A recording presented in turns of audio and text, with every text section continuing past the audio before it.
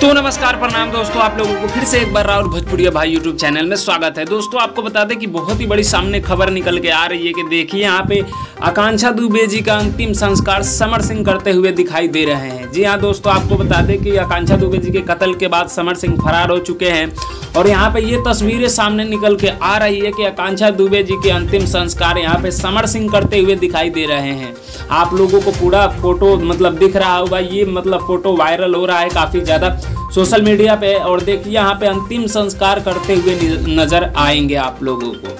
और दोस्तों यहीं पे आपको बता दें कि जो कि समर सिंह जो है कि एक फोटो वायरल हो रहा है अखिलेश यादव जी के चाचा के साथ, शिवपाल यादव जी के साथ, जो कि कल फोटो रिलीज किया गया था। लेकिन वो फोटो काफ़ी पुराना फोटो है, वो ठंडी का फोटो है और अभी लोग बोल रहे हैं कि समर सिंह जो है कि अखिलेश यादव जी के घर पे है। तो ये बिल्कुल गलत न्यूज़ है, वो अखिलेश यादव जी के घर पे नहीं है, वो पुराना फोटो है।